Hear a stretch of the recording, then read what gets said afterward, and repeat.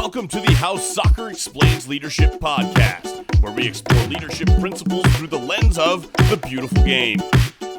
Welcome back to How Soccer Explains Leadership. Thanks again for being a part of the conversation. Thank you for just faithfully downloading this podcast. I'm guessing, based on the fact that you are listening to the post-match show for Season 9, that you listen to the show quite a bit. So I just thank you for that. I thank you for listening, but I also really hope that you're engaging all this great stuff that we get to talk about. This Season 9 was a great season, and I'm just excited to talk about it with my co-host, my brother, Paul Jobson. Paul, how you doing, man? Doing great, Phil. I'm definitely excited about talking about our last four guests here. I think I say this every time we finish a season, but it's crazy to think we've been through 9 seasons already. And I mean, just some amazing guests over the years, and obviously thankful for our listeners, but those that are new, just encourage you. That's a great thing about podcasts. They never disappear. So if you're enjoying the content, you can always go back kind of in our alternating weeks. If you need more How Soccer Explains Leadership, there's more out there. So there's just some great stuff. Once you get past the very first episode, everything gets really, really good after that. So, but no, this half season, we've already talked about the first half, but the second half of the season does not disappoint at all. That's right. Yeah, and actually, I think what you're referring to is your interview, which I actually really like. That's actually the second episode, just to make sure that our original co-host is not offended by you ripping on his episode. So I just want. That's true. I've got to get my facts straight. The second episode, which I think was great, but you're obviously so. Yeah, and there's so much good stuff throughout, like you said. Please go back and listen. I'm so encouraged to hear people that are listening to every episode, but also going back and just, revisiting. Because I know I did that recently, and I think I may have mentioned this when I did some training at Colorado State. I went back and listened to a bunch of the old episodes just to pull out different quotes and different parts of those episodes. And I'm hoping to go back and actually make similar to what Jives Winning does, to be able to make some episodes or maybe just videos that pull out clips and snippets. And I put one of those in YouTube to kind of plug our YouTube channel too. There is a How Soccer Explains Leadership YouTube channel. Somebody asked me about that the other day, and I was like, oh, yeah, we have one. They said, oh, I didn't know you were on YouTube. That's all I listened to. I said, yeah, we're there.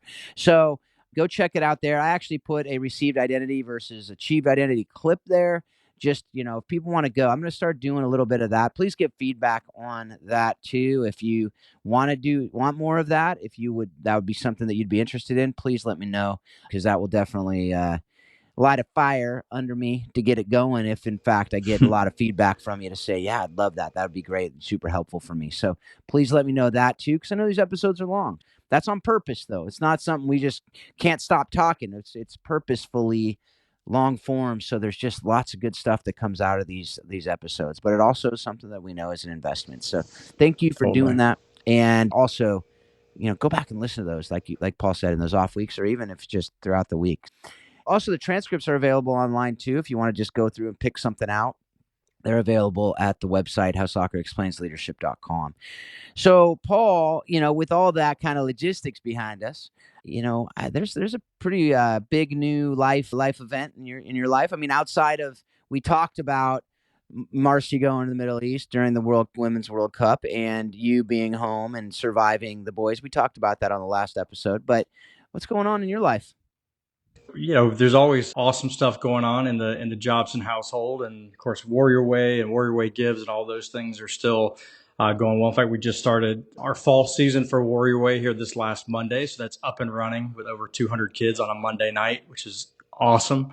Blessed to be able to do that. And over the last couple of weeks, if anybody follows me on my social media, I do not have a YouTube channel, but on my other social media, joined forces with a good friend of ours, Don Williams with SRUSA, who's actually been on our podcast in the past. So I encourage folks to go back and listen to that. And primarily what I'm doing, it kind of extends into some of the consulting I've been doing with individuals and clubs, but primarily helping students find the right college fit. And even beyond that, students who are looking for a little bit of assistance during their college years and what it might look like from the transfer standpoint of things and whatnot, and even in the professional ranks. But primarily helping folks find the right college, and to be on this side of it is a really a lot of fun. I mean, one of the things I really loved about college coaching was the relationships, obviously. And now it's different. Instead of going out to a field trying to find the right fit for Baylor, where we were for 14 years, now it's a matter of saying, okay, what skills and abilities does this kid have? And then getting to know them and figuring out, okay, which part of the country and what school within the United States is a great fit for that kid. So but all the opportunities that are out there for boys and girls from a college perspective and soccer, a lot of it's just education, Phil. Like that whole episode we did with Don, I mean, it's golden. Yep. It's just the education standpoint. I mean, I've talked to a few people even this week of, just not knowing. If you've never done it before, you've never been through it, it is a daunting task. And some clubs do a good job and some clubs do better jobs. But to be a resource for folks who need just a little bit more assistance through that process. The college decision is a big one anyway, and if you add sport to it, it becomes a little bit bigger. So we specialize just in soccer. So yeah, that's what I'm doing, man, and it's been awesome. It's been rewarding, just rebuilding some other relationships and some new relationships. So this is something that you're doing. This is where they can find Paul Jobson if they want to help out. If you want to, get more Paul Jobson goodness, SRUSA is where you can do that. So, yeah. And I'm still working with clubs. Yeah. It's just not specifically and solely with one club now. Yeah, So right. I think that's what it does. It opens me up a little bit more to be able to service more people. The club that I was working with was great, but we had a year contract and serviced them and we did some really awesome stuff. And now I'm able to do a little bit more with more people instead of just generalize into one club specifically. So able to spread my wings a little bit more and spread my knowledge to more folks. That makes sense. Yeah. I love it. And that Don Williams episode, folks, we actually have it twice. It's the same episode. Recruiting 101 is the name of it. You can go back, search on the website for it. If I had a producer, he'd give me the exact episode title, but I didn't want to, look at my phone while you were talking about all that stuff.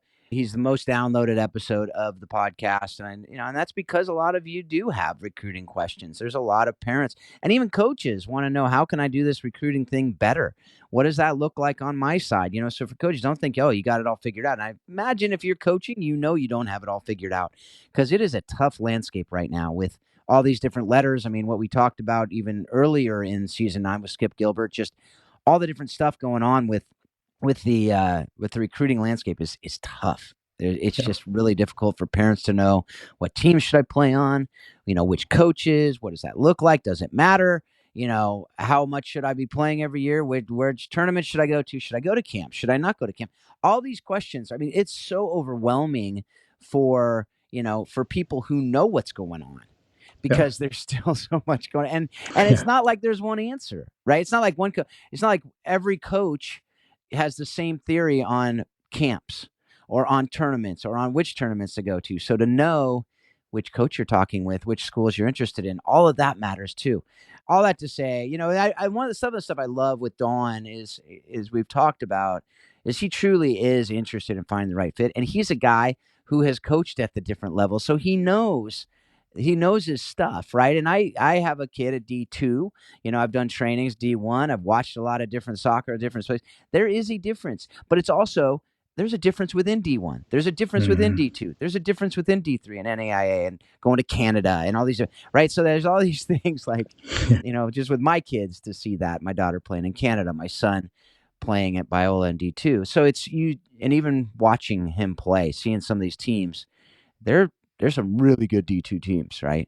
So, and a lot of people, they're navigating this through the lens of what they're seeing online through other people's stories, right? So they're just getting kind of a glimpse of things and kind of comparing themselves to that. And it's not the full story. I mean, you just kind of said it there. There's just so many opportunities out there of different levels and different schools, different parts of the country, different coaching styles, and how do you do that? But you've got to make sure that for yourself, we talk about this a lot just on this podcast, is know who you are, know yourself, and what's important to you, what you may or may not want to study, what size school is important, what part of the country do you want to be in, how far from home do you want to be, all those things play a factor in that. What is your college budget plays a big factor in that too. So yeah, it's a big landscape to really navigate, and it's been fun to jump into this with Don and the rest of the team. Everybody on our staff is a former college coach. So there's a lot of resources that we get to tap into that if I don't know a certain part of the country or a certain level, there's someone on our team that does. So that's the thing too, is the network of people that we're working with, which obviously starts with Don, is vast. And that's what I love about it, is that I feel we can help just about anybody if they're willing to do the work. And that's the other thing people need to understand too, is that you kind of have to apply for this. You got to be willing to do the work. You got to be, because it's not just like you call me or Don or anybody on our staff and we can magically get you to a college. Like there's a lot of work that each family and each kid needs to do, but we're there to guide them through that process, build a relationship, really get to know them, evaluate them, and help them to get where they need to be. Yeah, no, that's awesome. That's awesome. And I as you've said, I mean, you said this before, you said this while you were at Baylor, that you really respected Don and SRUSA, and there's a lot of stuff out there, and for you to give that endorsement on that. The other thing that's crazy to me is it's been a year since you had started that other contract. Like that's just crazy that when you said it's been a year since you've started This working is, with that everything still in my life is based on like the fall season, because I'm still in college soccer Right, mode. So right, this is the right. second fall that I'm not a college soccer coach. Yes, So yes.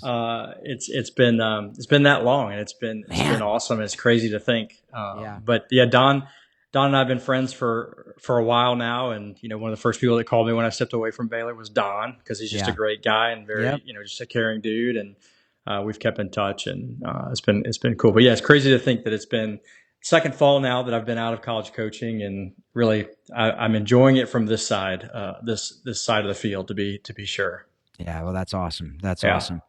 Yeah. So the last month or so of my life, I've had a lot of stuff with the North American sports movement and the soccer side of things, especially. So we've been, we had a big conference. People came from all over the country, and Canada and Mexico as well, down in Carlsbad.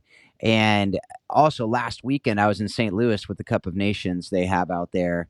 And it's just an awesome gathering of people, 16-team tournament, but then just a bunch of people, refugees, recent immigrants. We're going to, putting them on all over the country. So keep an eye out for those in your areas and get involved, because it's such a great thing to be able to do life together with people who you otherwise likely would not. I mean, you might not even see them in your communities, let alone actually spend a weekend, food festival, carnivals, different things going on so families can connect. And that's stuff that, we're working on these strategies in connection with World Cup 26, in connection with Copa America 24, in connection with Club World Cup 25. I mean, it's so crazy all that's coming to our nation here in the U.S. It's just unbelievable. So we're creating all these different things, and it was just such a great time to be able to connect with people who are really seeking to do life with people and make disciples. And that's was something that I know is near and dear to both of our hearts. And so it's exciting to see the opportunities that are there and to be able to enter into them. So I want to, we could talk for hours and hours about all that stuff, but, right now I want to, maybe we'll get another episode with you talking about recruiting as well from your perspective, because that's it. You have that unique perspective, and we've never done an episode just like that. It would be interesting to do that. But right now, we want to give a little review, because it is the post-match show, right? And I want to start with the last episode we did, because we just talked about all these different levels, right? And the last interview we had was with Patrick Gilliam, who has become a good friend. I just respect this guy so much, and even more so after our interview, just hearing his, his heart, hearing his passion for what he does. And as we talk about these different levels, he's at Division III. And a lot of Division III coaches would be like, yeah, we don't have scholarships, and yeah, we don't have this, and it's so hard, and it's so difficult. But Patrick has such a great view of, I know these players are here because they want to play and they want to be here. There's none of these, well, I'm getting money, well, it's just making it easier to go to college. And he's had such a great institution. So I thought it was a really, really good interview to hear not only his heart. I mean, we called it love, discipleship, multiplication, because that's what they're about at Wheaton. Such a great institution to learn and to grow close for Christ and his kingdom is their mission statement. So that's something that was, I thought it was a really good interview to get that overview of D3, but also to hear really integrating faith and coaching, and not just saying, oh, well, we're going to have a great culture and it could be at the expense of winning. No, it's a both and, as he said during that interview several times. So what did you think about that conversation we had with Patrick? Yeah, you mentioned it at the top, and just thinking back to that episode, it reminded me. I had a good friend of mine that coached Division I for a long time, and went from Division I to Division III. And I remember seeing him on the recruiting trail, and I said, "Hey, like, how has that transition been?" And he goes, "Yeah, I was kind of nervous about it because you work with these, you think you're working with these driven, high level Division I athletes, and you think you're going to go Division III, and everything's just going to get, they're not serious about it, yada yada yada." He goes, "What I've found," he goes, "is that it's just a different type of seriousness. They take everything serious. The academics are serious. Here's the amount of time we spend on the soccer field isn't as much as at the Division I level." He goes, "But because of that, they just are craving that time on the field. They're craving that time with each other." And he goes, it was refreshing for him. So in talking to Patrick, I kind of got that same feel, like, man, just the fact that the kids, what they're doing at the Division III level, that commitment to academics is there. And not that it's not there at the other divisions, but, there's not athletic scholarship in Division III, right? So it's like, okay, do you want to play soccer? There's still the commitment to the team, right? It's not like they can just show up when they want to or whatever. Like, it's a full commitment, but there's no aid involved. So they're doing it because they love it. And you see that Patrick, his love of the game and love of person matches that too. And I think that's why he's a great fit for that. And you get that through the interview of, like, just his ability to connect with players and what's important to him really matches that mission that Wheaton has as a school. And the success that Wheaton has had on the soccer field and really in their entire sports programming is pretty special. But I think they handle things the right way. And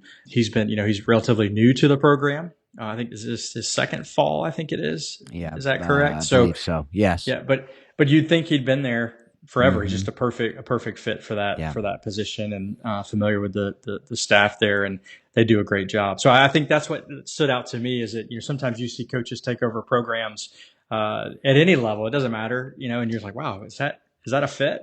But you see Patrick with the Wheaton program, you're like, yeah, that makes total sense. And then through the interview, you even get that even more of what I think he does a great job of representing what that program is about. And I think he's doing a really good job with those athletes there. Yeah, and I've been able to get to know, as you said, Patrick over the last couple of years, and all I've known him as is a Wheaton coach. But I think that I met him when we were at that Kansas City soccer convention, the United Soccer Coaches Convention, walking to lunch. I don't remember if you were with me, but he had just started. I didn't realize that he had literally just started that month at Wheaton.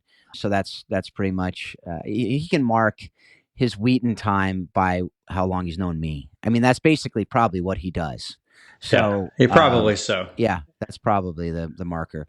But sarcasm, folks, if that didn't translate well on the airwaves. So yeah, I think that the thing about him too is, as you said, it's perfect for the match and the mix because he is a mentor at heart. Like, he does mentoring of coaches. I know some other coaches who he mentors, has been mentoring, not just, and he doesn't get paid for that, right? It's not like he's doing it. So he is. That's who he is. That's who he is in his heart, and that just shone through in that interview, I thought. And I know I have a lot of friends. My friend used to be the chaplain at Wheaton College. I have some other other friends who have a lot of people who've gone there, and so to see him in that match is such good. And that's, again, goes back to that right fit, right? As coaches, make sure you're in the right fit too. It was interesting actually talking to Carrie Sanchez. It reminded me of that interview too. Go back and check that interview out, because she worked at Claremont McKenna, and she was very successful at D3 level, then went to be an assistant at D1 level, and then back to Colorado College, head coach at D1. And the cool thing about that is that's where my wife went, at Colorado College. It's D3 in all sports except women's soccer and men's hockey.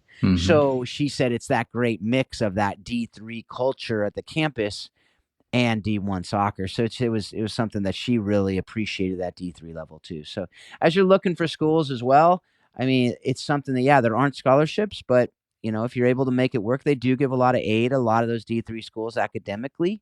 So it is something that, if that's something, don't just say, oh, I can't afford it, so forget it. Definitely take a look, find the right fit academically. That's what I tell kids. Find the schools you want to go to, and then go from there. Anyway, that's Yeah. something that I really appreciated. Anything else Yeah. before we move on? Yeah. Before we move on, just one thing that caught my attention in the interview that I wanted to bring up again, and to have people kind of go back and listen to it. Maybe they'll pick up on it too. We talk a lot about communication and leadership and how important it is. And I thought he made a really good point, and we've heard it before, but I think bringing it up again is good. And, you said before over and over again, instead of saying like, I have to do something, I get to do something, just that change of how you say things is important. He made a comment. He said, change difficult conversation to crucial conversation. Yes. We talk about as leaders and as coaches, sometimes those difficult conversations, they're conversations you have to have, because if you don't have it now and have that difficult conversation now, it becomes a difficult situation later. He shared with us that changing difficult conversation to crucial conversation makes the hurdle to get there a little bit easier to get over, right? Hey, this isn't a difficult conversation. This is a crucial conversation. This is a conversation we have to have so that we don't run into bigger roadblocks later. And that was something I took away from that conversation that impacted me as a leader and as a coach, as a consultant, all the things that we do, as a parent, right? As a husband. Yep. It's a crucial conversation, not a difficult conversation. Just that mindset and changing those words has helped me. So I hope if people didn't catch that, I want to bring that up because that was something I felt was pretty big in the conversation that we had that may have gotten bypassed with all the other awesome stuff that was in there. Absolutely. I thought that was massive. And I'm actually going to use that. As we say, that book, Steal Like an Artist, is my favorite book. One of them, not my favorite, but it's one of them because it's what I do. Actually, I did a FCA talk recently and I stole the Graham Daniels achieved versus received identity. I've stolen that all the time recently. I gave credit where credit's due. Good. But that whole talk at the huddle was on that.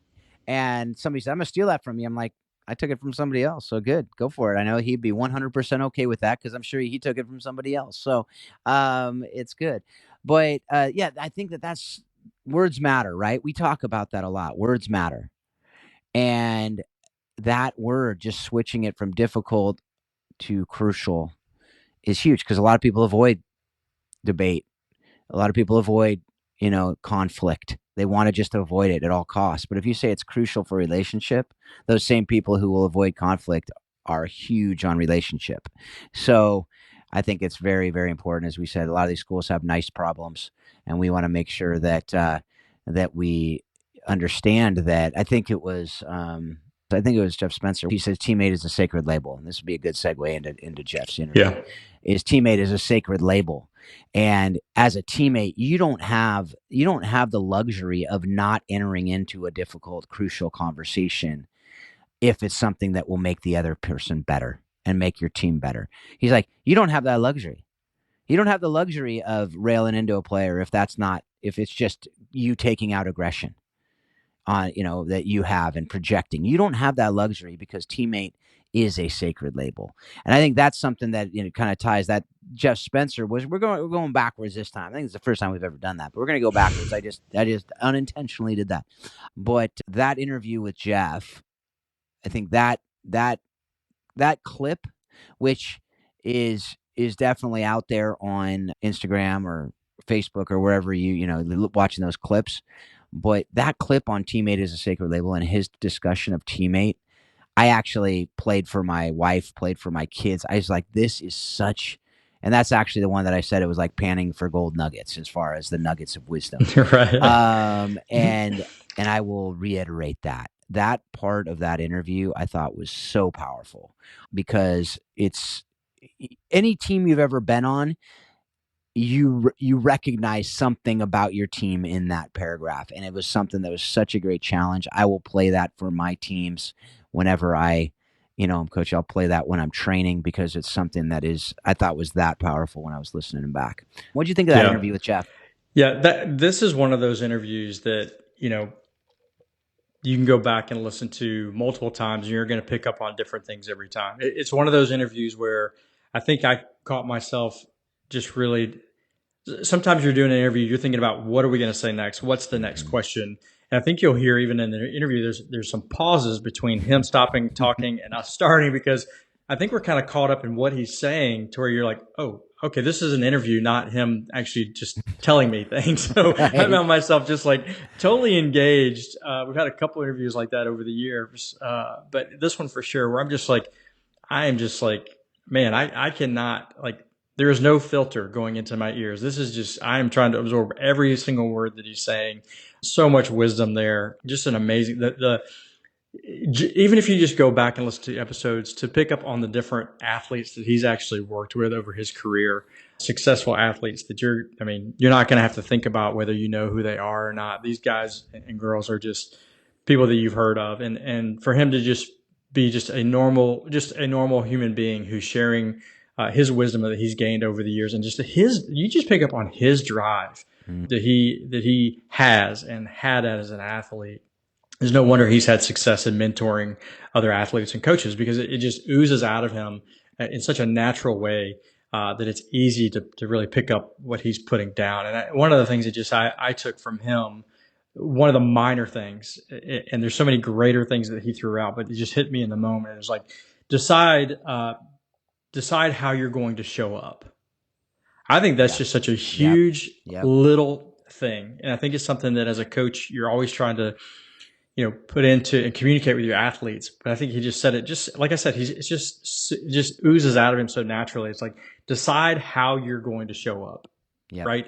To anything, right? What are you going to do in those moments? How are you going to show up to the moment? And if everybody has that mentality, how are you going to show up for the moment? And you put your best out there, then yourself and your team are just going to have every opportunity to be successful. I had a conversation with a college coach recently, and the conversation was back and forth with an athlete, and the athlete just had these comments of like, well, to the coach, like, well, you've done this or you haven't done that, and our team this and needs this and that from you. And he listened to all of it, and when she was done talking, he said, hey, listen, I appreciate what you had to say, but what are you doing to help this process? And I love that. It kind of goes back to this. It's like, challenge your athletes to show up, and say, hey, what are you doing? It's not just about everybody. We have this tendency to just point our fingers at everybody else, right? Well, what am I going to do in this moment to help the process? So that was something that, of the millions of nuggets that you could pick up out of that was one that hit me. And I think also talking through his, what do you call it, Champions Ladder he has. Yeah. Some just great stuff in there for that too. Yeah. And I will say, like you were talking about there, I normally go through these episodes and I pull out, 8 to 10 clips. Some episodes I've had like 11 or 12 and I have to cull it down to about 10. This one I had 17 clips that I had. Not surprised. And I'm like, okay, I got to get this down to 10. And like cutting those 7 was really hard because it's just there's so much. And again, if that's not an endorsement to go back and listen to it again, I don't know what is, because he, I thought in Patrick's interview was it was great. All these interviews are great. Don't get me wrong. All of them are great interviews with so much good stuff in them. And I'll say Patrick's, I didn't say the books he recommends in that are probably 3 of the best books for leadership that relate to athletics at some level. Actually, one of them isn't purely athletics, but actually 2 of them aren't, but they're totally awesome books for team and leadership. But this interview with Jeff is life experience. And you said it was an athlete. Like, he rides from like Pasadena area to the Montage in Laguna Beach. I just Googled that. On the freeway, it's 58 miles. So that's a long, and he goes back. So that's a long, he's still doing that. He's 70. Yeah. It's crazy. Like, I hope I can ride a bike around my neighborhood at 70. And he's just like, whatever, it's no big deal. But that's the guy that's what he's able, as you said, you can't give what you don't have yourself, right? Mm-hmm. So that idea of he truly has lived this, and talk about humble, like one of the most gracious, humble, even, sending an email to him, he writes back, hey, thank you so much for the thought that went into this. I know this took a long time for you to do. Like, no one does that, but just that gracious, he is a man who, and that's what I've noticed is the people that are filled with the most gratitude tend to give the most out as well. And he is a man that I can tell is just filled with gratitude as I was talking with him and as we were able to talk with him about the different things. So definitely check that out. I mean, I think we talked a lot in that interview about the different things that we thought as well. So if we talk about that, it would be a 3.5 hour episode. We don't want to do that. Go listen to that episode. The best thing we can say about that episode is go listen to it. You will not Absolutely. You won't think, oh, I wasted the time in my life. You will be like, I got to listen to that again. Yeah. And if you aren't saying I got to listen to that again, chances are you're not a learner. That was an episode that was just full of things that I've been studying leadership for a very long time, and I was like, the way he said that, I've never heard. And I thought it was so powerful the way he was talking about it. Or if I have heard it, I've never heard it in that way. And again, it comes from experience, and it comes from a man who not only himself experienced his own experience, but coaching those big names, right? Because it's not so much a big name is special because they're a big name and they're a celebrity, but the pressures that those big names have to perform every single time. Tiger Woods is one of them. Right? I was hearing, I think he said like he wins like 3% of the time.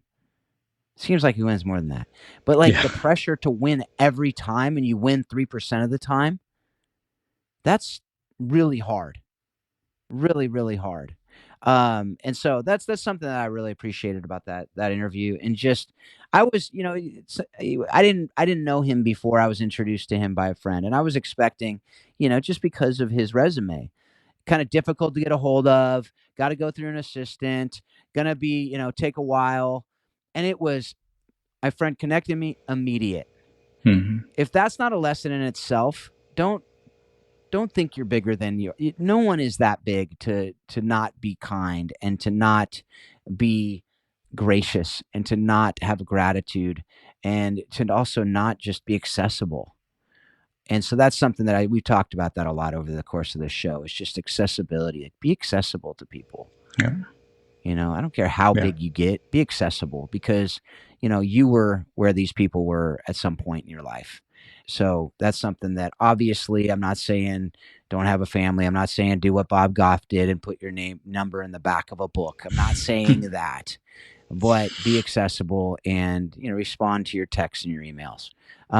So that's, I know there's some that don't, and they're like, well, I don't have time to do it. I got to be with my family. I'm like, well, you have time, even if it's, hey, have an auto reply saying I'll get back to you when I can, something, but have at least the courtesy to do that. So anyway, that's the leadership lesson, little leadership nugget there from me. All right, the next guy we got to interview is a guy that I've interviewed. Now I think this is my 5th time I've interviewed him. 4 others were on the other Think Orphan podcast, but he's just such a great man, great friend. I think that's what one of the themes of this season was just the humble leadership of guys who are bigger than they would appear when you actually talk with them, as far as their name and their position, so to speak. Because I think they model what we've talked about, which Graham Daniels talked about, that station versus vocation. I think these guys, it's a vocation. They know it's a calling from God. And Andrew Murray in the book Humility talked about humility is not, necessarily even thinking less of yourself. It's knowing your source. And that's what I saw about these guys is they know their source. They know it's not them. They know they're given this opportunity to do these really cool things in their lives, and they're just able to share with others. And that's what I really feel about Peter Greer every time I talk with him, is he's just grateful for the opportunity to serve God and do things, amazing things around the world. And we were able to talk with him about Hope International and the work he does there to alleviate poverty, but also how he learned so much of that at Messiah College. And I've been wanting to get someone from Messiah for a long time. And I love that I was able to blend it with Peter and all that he's doing, because it's easy to just go, here's the leadership lessons. And they're really great lessons and they impact a lot of people. But to actually see him going through it, him learning those lessons, and now on the other side of that, to take those lessons he learned at Messiah and use them in one of the biggest nonprofits in the world that's doing some of the most amazing poverty alleviation work in the world, and to see how he is doing it. We even titled the episode Gratitude versus Entitlement. He is doing it with just tremendous gratitude and living out what those lessons are. So what did you think about that conversation we were able to have with Peter? Yeah, I mean, I just echo a lot of what you just said. And I think we talked a lot earlier when we're talking about Patrick and talking about Wheaton, and now we're talking really about Messiah, another prominent soccer powerhouse. But there's a book, and we talk about it in the episode, about It's called the Messiah Method, that was written by a professor at the college. That kind of goes through, the method that's been used and practiced throughout history, I guess you could say. It kind of helps to try to describe the success of the soccer programs at Messiah. But what I found was interesting is, as we're talking to Peter and he talks about some of those things, you can see him just naturally like pointing back like this as he's talking about the different points, because in his office, he has them listed in a frame, on a poster or something on his wall. But so it's not like someone was, went through a program, was impacted by something, and in an interview they just like, oh yeah, that was big and that was important, and I remember these couple of things, that's why this person was important or whatnot. But he's living it, and he's bringing it up every day in his ministry through Hope International, and using those guidelines that he learned at Messiah daily, and he has them on his wall, and that's how practical they are to him. So I just thought that was pretty unique, because I think a lot of our guests have, we asked them, who was your most influential coach and why? That's one of the questions that we ask. And of course, Peter goes through and just names every coach he had at Messiah, and points back to these things that he's still using daily in his life. And I think that I've said a couple of times in the last couple of episodes, I just think the impact that we make as leaders and we make as coaches, sometimes in our own mind, we can think maybe we're not making an impact. And you don't have to have a Messiah method or whatever. But I just think these are some of the interviews we've had is just a reminder of, like, you may not know the impact that you're having on your coworkers or your student athletes or whatever it may be, your players. But that stood out to me, just the fact that he's been so empowered by some of these things that he learned from his coaches. And I think just what he's doing, how God's using him right now is pretty cool. And the things that Hope International is doing over, I think, 24 countries throughout the world is pretty amazing. Yeah. And I think he said it's like $3 billion or something that has been generated through the work that Hope International has done over the decades. And that's an amazing number. I mean, it through a nonprofit that is doing such cool things. So the other thing that, was really cool is he also said, we stole directly from the Messiah method, basically the sayings, because it was Leighton Shoemaker that he goes, he had all these one-liners, and it's still the Leighton Shoemaker Award that FCA does at every year's United Soccer Coaches Convention. So it's like the coach who embodies these principles. This guy will live on, right? But he said, he stole directly for their mission and for their vision and their values is grateful for everything, entitled to nothing, right? He goes, we just stole it word from word. It was like no shame. But that is something like, to your point, people can say it impacts them and say that here's a lesson I learned, and you're like, okay, whatever. But when you say, this is literally our value, that's the same value, and we run one of the largest nonprofits in the world, that's saying something. And so when we talk about how soccer explains leadership, those leadership principles are obviously embodied into the soccer, but a lot of those lessons just come to life on the soccer field. A lot of those lessons, as he said, learning from failure, right? He was given the shot as a freshman. I talked with Brad McCarty about that afterwards, and he was just laughing because he had told me about it before. And then I talked to him after, and he's like, yeah, I remember it. Like, I can still picture that. But to go, that could crush someone.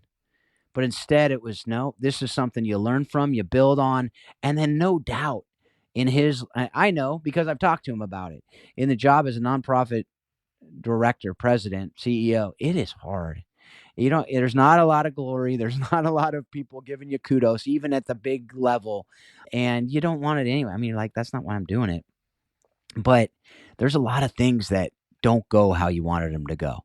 There's a lot of shots you get, and it just falls flat on your face. And so to be able to learn that early on and to say, you know what, it's not the end of the world. Those principles don't end on the soccer field. They go throughout all of life. And so that is why we do this show, is because so much of that, I think, is being lost in our world today. We lose that picture of this sport, this game isn't just about, is about more than just scholarships. Is about, we talked about scholarships. We talked about SRUSA and all that you're doing with that. That's great. That's for a very small percentage, as we talk about. And those that get scholarships and go to college, a very small percentage go keep playing soccer or even keep coaching soccer. The amount of people who are still directly in the game after college is so low. And even those players who go on to play pro, it's usually a short career and then you do something else. And so this to see is such a great, beautiful picture of, and I think this more than any episode we've ever done, the marriage between, we're using these principles directly every day in work, at home, everywhere else. And I just love it. What do you think about the resignation letter? Is that something you want to do with Marcy? I mean, I think it probably would have gotten to that point, in coaching college soccer. I think we just kind of came to that agreement on our own without having to put a letter in an envelope and give it to her to send out for me. But yeah, that was impressive and love that. And it kind of back to some of the things you were saying, a point that he made that we've heard before. But I think when you look at, you're talking about how people kind of navigate the game now and how they're navigating every process they see. We see success after success after success online. And he made the statement, hey, lean into failure, right? You lean into it, but we don't see enough failure in front of us. That's why we need people like Peter and other leaders that we've talked to that talk about, what does it look like to fail at times, and what do we do with that? And even to the point of the resignation letter, hey, like at any moment you feel like things are getting out of whack here, you take this letter and you mail it for me, and I'm done. Just keeping your perspective where it needs to be when it comes to family and everything like that. So the lean into failure thing is something I think we've heard before, but it's something I think is always good to continue to bring back up to any leader, young leader, old leader, whatever.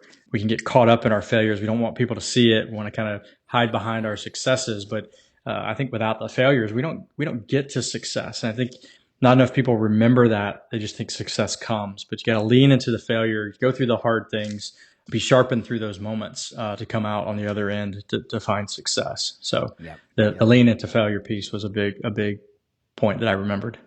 Yeah. And as always, there's more to it. And that's why go listen to it. Just listen to these episodes. If you haven't already, and if it's something that you're like, I don't remember that, go back and listen to it again. It's worth the time. Go check out, go look through the transcript and find it and go listen to that part of the episode, whatever it may be. Use these episodes. This is a resource that we want you to use for every area of life. So that's Peter Greer. The last episode, well, it was actually the first episode of this half of the season, but the last one we're going to touch on today is the one with Jonathan Van Horn, the executive director of pro soccer with Athletes in Action. And, I've actually, before this episode even released, I used two of the clips in a training at Colorado State. It was the trust is the soil in which everything grows. That quote was so powerful, and I use that. I was talking to these teams. I'm like, hey, anyone garden here? And a couple people raise their hand. I'm like, what do you need in order to have anything grow? Right? And they're like, soil. You need great soil. I mean, I had to coach them a little bit sometimes, but if you don't have, probably not many gardeners on the soccer team. Just saying, maybe there were like two, one or two on each team that I did that with. There were two, one or two, sometimes one. Some people were like, and then the coaches sometimes would do it because they need stress relief in the midst of their coaching. Yep. But they're like sun, water, of course. Seeds, you need, of course. But without good soil, nothing grows, right? And I know in Folsom, where I live, you have rocks, and I just had to do just get one sprinkler yesterday, find it, cutting up my hand because of the rocks and the roots and the nasty stuff. If you try to grow stuff in there, it's not going to grow. It'll get suffocated. And in so many of our teams, we try to do all these things. We try to grow and cultivate a good culture, and we don't have trust.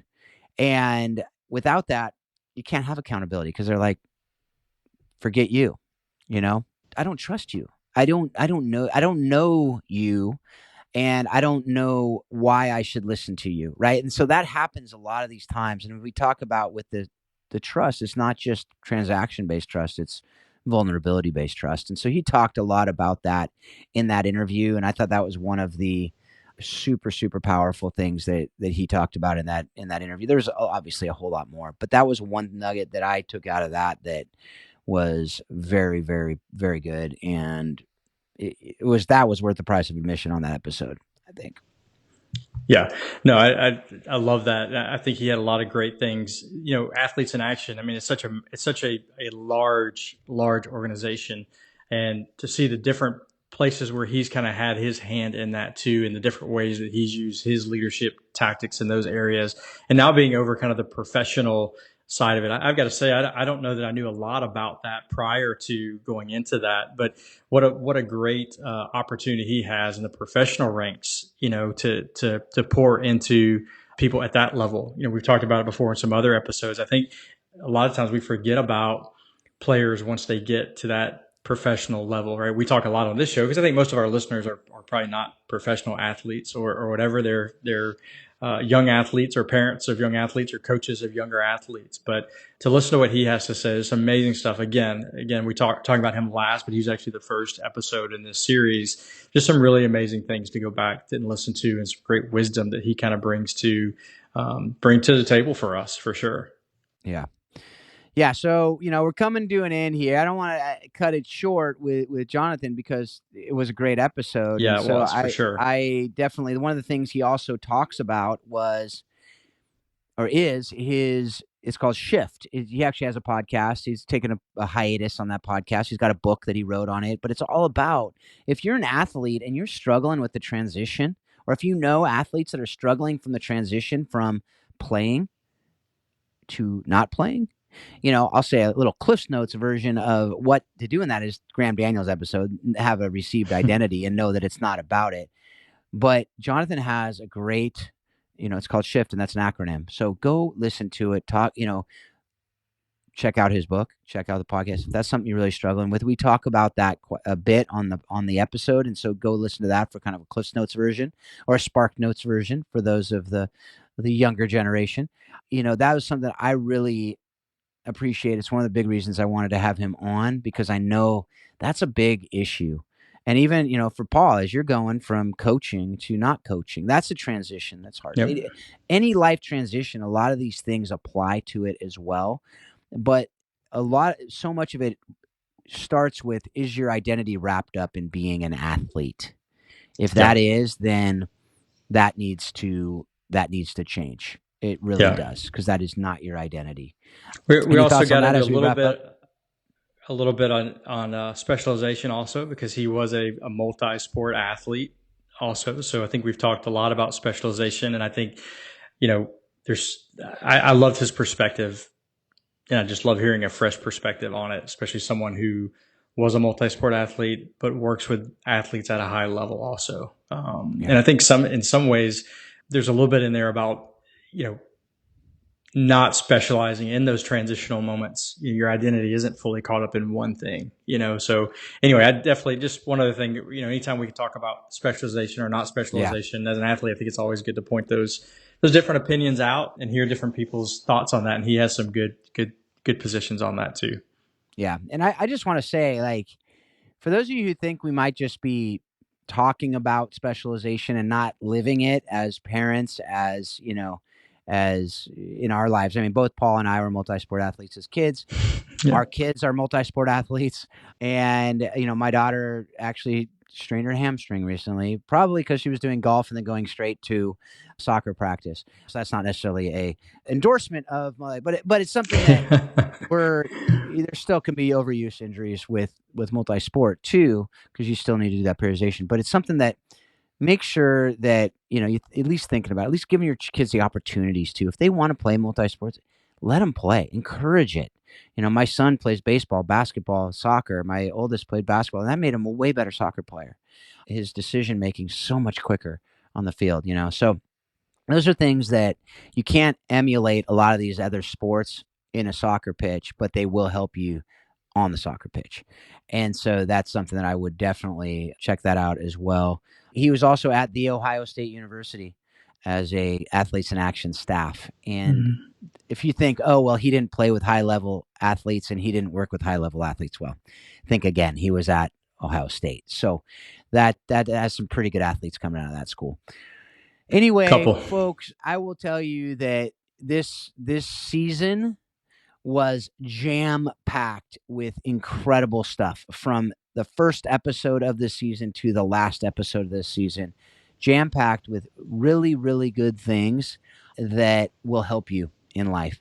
Check them out. The book recommendations, I've already read a couple of the books that were recommended in this. I also read Pound the Stone, Joshua Medcalf, during this season, and I will say that's one I actually listened to it twice because it's probably my favorite of the Medcalf books. So that says something, because they're all really good, but I thought that one was just loaded with incredible stuff. So check that out too. Don't just listen to these recommendations and go whatever.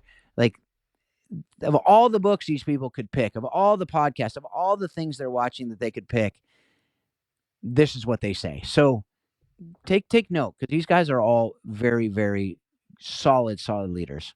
Men and women are solid leaders that we should listen to and learn from. So, Paul, as we wrap up season 9, you have any parting thoughts and wisdom? I think we said probably everything we needed to say in the moment that we had it. But I just want to preemptively say, listen, I know what's coming up in the next season as well. It will not disappoint again. So as we reflect back on season 9, definitely looking forward to what's coming in season 10. So just a little tease out there, a little bit of what's to come. But if anybody's used to what we're putting forward, I think they'll be really happy with what's coming again. So we just appreciate what everybody's doing as they engage, and hoping that they just can give us some feedback as well. We've talked about that. Love hearing from our listeners, and what they want to hear more of or less of is helpful as we navigate what we're putting together here for them. Yeah, and on that note, if you have guests, please let us know. Several of our guests, like I told you, Jeff Spencer, one of my favorite guests we've had, came from a recommendation from a friend, and he connected us, and we got him on pretty quickly after that. And so that's something. Another guy connected me with somebody connected with me on LinkedIn, and we're going to get him on soon. So this is something that we love to hear from you, because obviously we want to get people on the show that you want. It's not just Paul and I musing on, some of it is, yeah, I'd love to talk with that person, still trying to get, Marcy Jobson. She's really hard to get. So, but, you have to go through her people. That's the problem. I know. And I got to find her people, because, I thought I had her people, and apparently not. So anyway, but that, on a serious note, like, reach out to us. Let us know what is sticking with you. Let us know any thoughts, feedback you have on how we can make the show better. And in particular, let us know any guests that you think we should get on the show. Love to, the best is if you can connect us with those guests, and we can do that. But even if you have guests and you'd love to hear, let us know, and we can reach out to them and see if we can get them on. Like I said, most people are accessible if you let them know why you think it'd be a good fit. So folks, with all of that, we talked about Warrior Way. WarriorWaySoccer.com. Check it out. The link to that is in the show notes. Coaching the Bigger Game, link to that is in the show notes. If you want to learn more about North American sports movement, we'll have that link in the show notes as well. Talked about that with the Cup of Nations earlier on. Nations United is another thing we're working on there. So we'll have all that information in the show notes. Anything we referenced in the show notes, go back and check out the episodes from this season. And, believe it or not, we're going to be at episode 130 when we kick off season 10. Man. So that is super, super cool. And folks, share this episode with others, rate and review it on, Spotify, iTunes, wherever you're listening to this, so we can get it out to more people. But share it. Word of mouth is always the best, and we appreciate all of that. And as always, we hope that you're taking everything that you're learning and you're using it to be a better coach, a better parent, a better spouse, a better friend, a better leader, better in all that you do. And continually remind yourself that soccer does explain life and leadership. Thanks a lot. Have a great couple weeks.